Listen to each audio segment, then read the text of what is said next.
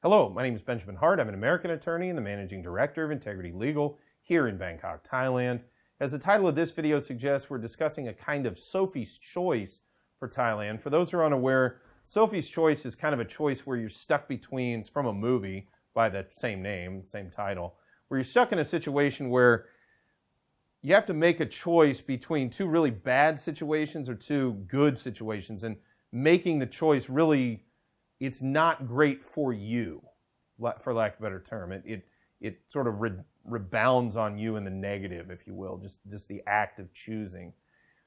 The reason I bring this up is prior to quarter one of 2020 and in quarter one of 2020, so prior to March 2020, when we saw the response, the emergency decree promulgated in response to COVID-19, and all the restrictions we've been having to deal with since then, the folks have looked at, tourism really has taken a huge hit, massive, and we've gone through all that. I'm not gonna get into all that, but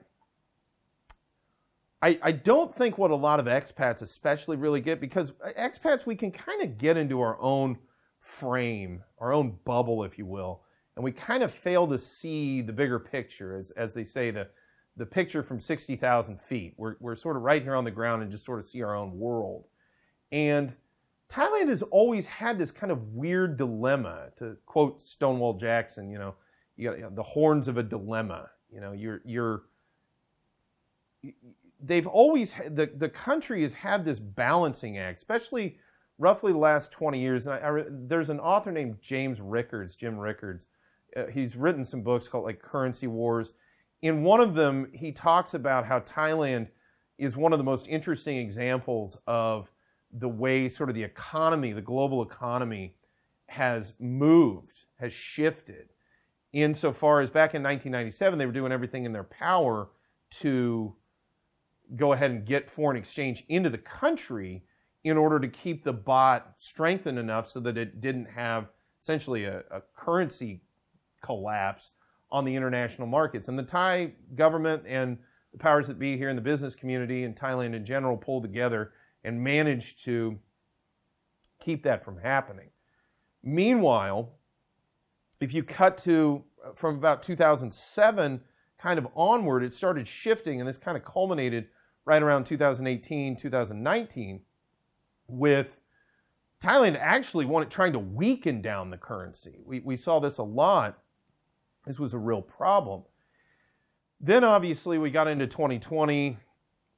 After quarter one, we saw the emergency decree promulgated, and then this kind of collapse of the tourism sector, which has resulted in, depending on what you read, I've seen 17% seems to be kind of a consensus number of GDP lost as a result of tourism being lost in Thailand. The long story short, and what I'm trying to get at here is Thailand's always kind of had to balance a lot of different things. And one thing that I don't think folks understand the country has to balance, or has had to balance up until COVID, and even now to some extent, is this dichotomy between the tourism economy and the manufacturing economy. The manufacturing economy brings in foreign exchange in exchange for goods being exported out of the country. The tourism economy brings in foreign exchange in exchange for folks coming here to tour the country. And they're both very different sectors, but they have this one thing in common, in that they bring in foreign exchange. This then has an impact on the value of the Thai baht, the value of the currency, and relative to other currencies. And when the Thai baht gets strong, it actually negatively impacts both sectors. But what's interesting is this kind of back and forth that I've seen roughly the past 4 years, just my observation. I'm not any great economic whiz or anything. I'm just what I've observed. The Bank of Thailand and the various folks in the finance ministry and things have been, it's been a tough tightrope to walk. They want to maintain the manufacturing sector. At the same time, they want to maintain their competitive edge with respect to tourism and keep, I hesitate to say keep, the cost of travel to Thailand cheap, but keep it reasonably priced, or relatively reasonably priced. And it leads to this odd sort of Sophie's choice.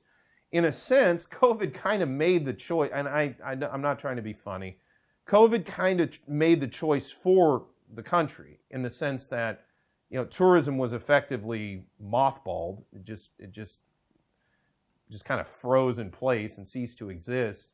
Hopefully that will end sooner rather than later, and we'll start seeing some turnaround in the tourism sector. As we've noted in other videos, you know, the Tourism Council of Thailand has quoted the number of between 2 and 3 million people just immediately put out of work by these problems in the tourism industry. It's kind of more a topic for other videos, but for here, you know, I've constantly seen reports the last few months, you know, the manufacturing sector is doing very well, or at least I think there was an article in Bangkok Post that it was a bright spot in the overall economy. Well, yeah, not because, there's multiple reasons why things happen, but I definitely think the currency situation factors into that. The baht has weakened rather substantially over the course of this past year because there's this tourism sector just isn't there, drawing in that foreign exchange, drawing in that demand.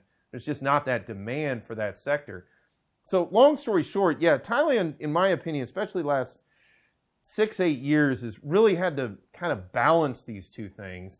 In a sense, COVID allowed the manufacturing sector to go ahead and not have to really worry about that whole tourism sector, at least temporarily. Now, where exactly this moves forward remains to be seen. I'll try to do some videos, hopefully on a little more analysis on this as the situation evolves.